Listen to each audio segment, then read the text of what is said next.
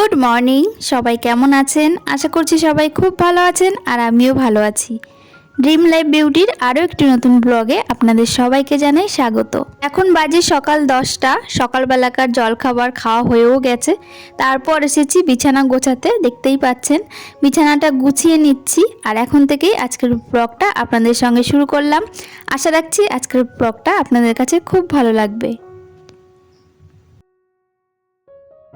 আজ সকালবেলা জলখাবারে বানিয়েছিলাম ছোলার ডাল আর রুটি। তো কয়েকদিন হলো সকালবেলা রুটিটা বানাচ্ছি। রুটি বানালে একটু তাড়াতাড়ি হয়ে যায় আর সকাল সকাল খাওয়াটাও হয়ে যায়। যেমন আজকে 10টার মধ্যে খাওয়াটা কমপ্লিট হয়ে গেছে। কিন্তু সকালবেলা ভাত ডাল ভাজা এসব করতে গেলে না অনেকটাই লেট হয়ে যায়। ওই 11টার মতো বেজে যায় খেতে খেতে। তো সেই জন্য কয়েকদিন ধরে সকালবেলাতেই না রুটি তরকারি বানাচ্ছি। আর 3 বেলা ভাত খেতে ভালোও লাগে না। তো একবেলা রুটি খেলে অনেক ভালো হয়। দুবেলা তো ভাত খাওয়াই হয় আর একবেলা রুটি তো খাওয়াই যায়। 3 বেলা ভাত খেয়ে খেয়ে অনেকটাই মোটা হয়ে গেছি। তো আমার কথাই বলছি, বাদবাকি সবাই না, শুধু আমার কথাই বললাম। আগে তো অনেক রোগা ছিলাম, কিন্তু এখন 3 বেলা ভাত খেতে খেতেই প্রচণ্ড মোটা হয়ে গেছি। একেবারে যে খুব মোটা তাও না, তবে নিজেকে একটু মোটা বলেই মনে হয়। আর তাছাড়া আমার ওই ছোটো বাচ্চাটাও না আমাকে মাঝে মাঝে মোটা মা বলে ডাকে। তো আমার শুনতে বেশ ভালোই লাগে। তো যাই হোক, এদিকে দেখুন বিছানাটা গুছিয়ে নিলাম আর জানলাগুলোও খুলে নিলাম। বাইরের আলো বাতাস ঘরে ঢুকছে আর বাইরে না একটু একটু করে হাওয়াও দিচ্ছে। একটু শীত পড়েছে, শীত বলতে সকালবেলার দিকে আর রাতের দিকে একটু ঠান্ডা ঠান্ডা লাগে। আর আমাদের বাড়িতে শীত পড়তে না পড়তেই কিন্তু আমার এই ঘরের উপাস দিয়ে এত পরিমাণে হাওয়া দেয়। গরমকালে এতটা হাওয়া পাওয়া যায় না, কিন্তু শীতকালে প্রচণ্ড হাওয়া দেয়। আর সেই হাওয়াগুলো না গায়ে লাগে আর প্রচণ্ড শীত শীত করে। তো যাই হোক, এদিকে ঘরের জানলা পর্দাগুলো খুলে দিলাম আর এখন ঘর ঝাড় দিয়ে নিচ্ছি। আর এই যে ঘরের মধ্যে ঝাড় দিয়ে তো দেখতেই পাচ্ছেন কত পাটকাঠি টুকরো টুকরো করে পড়ে আছে। এগুলো সব আমার ছেলের কাজ। আমার ছেলে এই পাটকাঠি ঘরের মধ্যে এনে এনে খেলা করে। রাত্রিবেলাও খেলা করেছিল, তো সেগুলো পরিষ্কার করা হয়নি। একেবারে এই সকালবেলাতে ঝাড় দিয়ে পরিষ্কার করে নিচ্ছি। আমার আগের একটি ব্লগে বিউটি মেকওভার লাইভ থেকে কমেন্ট করেছে, প্রথমবার বলি খুব ভালো লাগলো গো, প্রথম দেখলাম তোমার ব্লগ। আরও লিখেছে লাইক দিয়ে সাবস্ক্রাইব করে দিলাম। তো থ্যাংক ইউ সো মাচ দিদিভাই। তুমি যে আমার ভিডিওটা দেখেছো এবং আমার ভিডিও দেখে লাইক করেছো এবং সাবস্ক্রাইব করে রেখেছো, তার জন্য তোমাকে অসংখ্য ধন্যবাদ। আর এইভাবেই তুমি কিন্তু আমার পাশে থেকো। আরও আরেকটি কমেন্ট পড়ে নিচ্ছি। অস্মিতা আমার ব্লগে প্রায়ই কমেন্ট করে। তো লিখেছে, লাইক দিয়ে ভিডিও দেখে নিলাম, খুব সুন্দর করে কাজ করো তুমি। তো থ্যাংক ইউ সো মাচ দিদিভাই। তো এভাবেই তুমিও আমার পাশে থেকো। ঘর দৌড়টা ঝাড় দিয়ে তারপর আবার দুপুরে রান্না করতে এসেছি। আর আজকে মাছ মাংস কিছুই রান্না করব না, নিরামিষ বললেই চলে। তবে নিরামিষের মধ্যেও কিন্তু পেঁয়াজ রসুন এগুলো আছে। তো আমাদের বাড়িতে জানেন তো এখনও পর্যন্ত যে সপ্তাহের একটা দিন নিরামিষ খাওয়া হবে সেরকম কোনো নিয়ম এখনও পর্যন্ত মানা হয় না। তবে শনিবার মঙ্গলবার নিরামিষ খাওয়া কিন্তু ভীষণ ভালো। তবে আমাদের বাড়িতে এখনও পর্যন্ত মেনে চলা হয়নি। তবে মাঝে কয়েকদিন শনিবারের দিন নিরামিষ খাওয়া হচ্ছিল। তবে নিরামিষ খেতে খেতে আবার মাছ মাংস খাওয়া হয়ে যায়, তো সেই জন্য আর প্রপারভাবে আর মানা হয় না।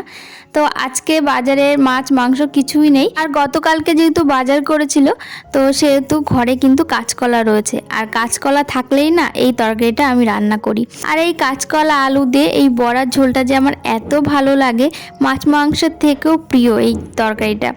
ঘরে যখন বিছানা গোছাতে এসেছিলাম তার আগেই না একটু মটর ডাল ভিজিয়ে রেখেছিলাম। তারপর বিছানা গোছাতে গোছাতে ঘর দৌড় ঝাড় দিতে দিতে কিন্তু মটর ডালটা আমার ভিজে গেছিলো। তারপর মিক্সিতে একটুখানি পেস্ট করে নিয়েছিলাম আর ওর মধ্যে একটু পেঁয়াজ কুচি আর একটুখানি লঙ্কা কুচি দিয়েছি। তারপর লবণ হলুদ কালো জিরে যা যা দেওয়ার থাকে দিয়ে এখন বড়া ভেজে নিচ্ছি। আর এই বড়া কিন্তু তরকারির থেকেও শুধু খেতে এত ভালো লাগে, মুচমুচে করে। আর এই ডালের বড়াটা ভাজতে না আমার আরও বেশি ভালো লাগে। কেন বলুন তো, কড়াইয়ে না এক ফোঁটাও লাগে না আর খুব তাড়াতাড়ি হয়ে যায়। তো প্রথম এক বাটি যে ভাজা হয়েছে সেটা তো শুধুই খাওয়া হয়ে গেছে। তারপরে আর এক বাটি ভেজেছি, সেটাই আর কি দিয়ে তরকারি করব। আর এদিকে দেখুন কাঁচকলা আলু আগে থেকে আমি কেটে চাল ধোয়া জলের মধ্যে ভিজিয়ে রেখেছিলাম। চাল ধোয়া জলের মধ্যে কাঁচকলা ভিজিয়ে রাখলে কাঁচকলার যে একটা কালো কালো কষ সেটা কিন্তু চলে যায় আর তরকারিটা কিন্তু কালো হয় না। তো এদিকে ভালো করে আলু আর কাঁচকলা ধুয়ে এখন একটু ভেজে নিচ্ছি।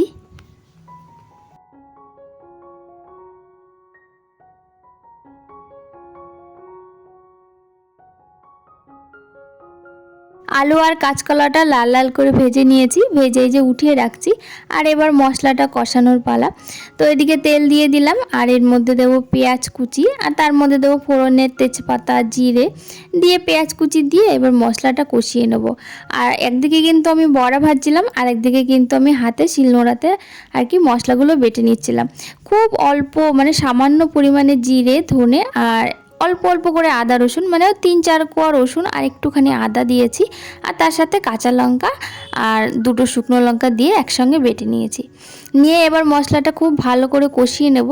খুব বেশি মশলার প্রয়োজন হয় না, যেহেতু মাছ বা মাংস কিছুই না, মানে কলা বড়া দিয়ে তরকারি, তো একটু একটু করে আদা রসুন দিয়েছি, দিয়ে এই যে মশলাটা খুব ভালো করে কষিয়ে নিচ্ছি।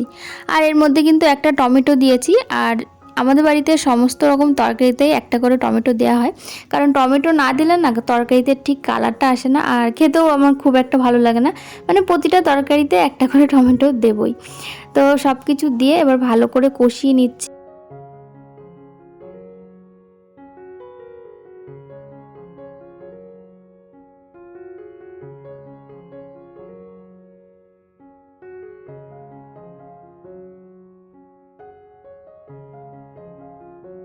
তরকারি এখানে আমার খুব ভালো করে কষানো হয়ে গেছে।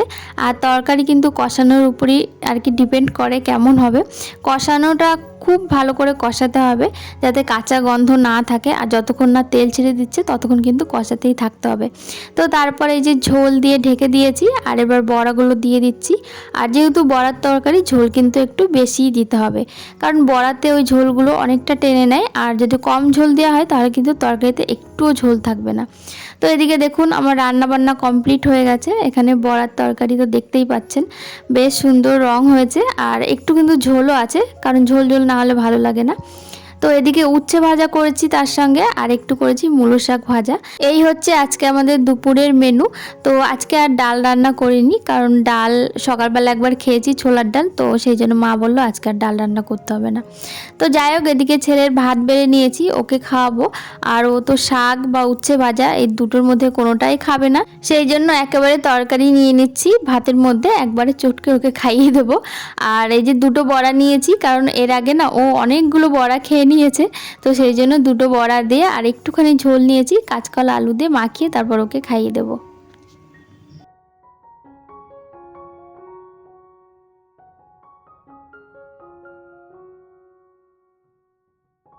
আবার চলে আসলাম বিকেলবেলার দিকে। আমাদের সবার খাওয়া, স্নান, পুজো সমস্তটাই হয়ে গেছে।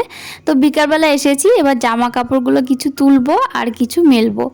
তো এখানে কাঁথা কালকে কেচে দিয়েছিলাম, আর কাঁথা এখন তো লাগেই, সকালের দিকে একটু ঠান্ডা ঠান্ডা লাগে, ফ্যানও চালানো থাকে, আবার কাঁথাও গায়ে দিতে হয়, এরকম অবস্থা। তো কাঁথাটা কেচে দিয়েছিলাম, তো কাঁথাটা একদম শুকিয়ে গেছে। আর এই কাঁথাটা না অনেকটা বড়, আমার আর ছেলের একসঙ্গে হয়ে যায়, তো সেই জন্য এই কাঁথাটা কেচে দিয়েছিলাম। সেই আগের বছর আর কি গায়ে দেওয়া হয়েছিল, তো তখন তো আর কেচে রাখা হয়নি, তো সেই জন্য আবার কেচে দিলাম। আর এখন এই যে কিছু জামা কাপড় কাচা হয়েছিল, সেগুলোই মেলে দিচ্ছি। তো যখন কাচা হয়েছিল তখন সঙ্গে সঙ্গে আর মেলেনি, ওই বালতিতে করে রেখে দিয়েছিলাম, যে একবারে বিকালবেলা যখন ছাদে যাব তখন একবারে শুকনো জামা কাপড়গুলো নিয়ে আসবো, আর যেগুলো কাচা হয়েছিল সেগুলো মেলে দিয়ে আসবো।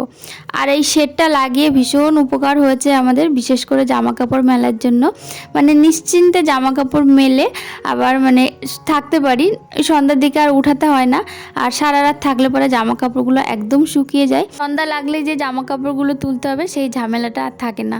বিশেষ করে বর্ষাকালে যে জামা কাপড় শুকোতে কি যে অসুবিধে, শুকোতে বলতে তার থেকে মেলতে আর তুলতে প্রচণ্ড অসুবিধা।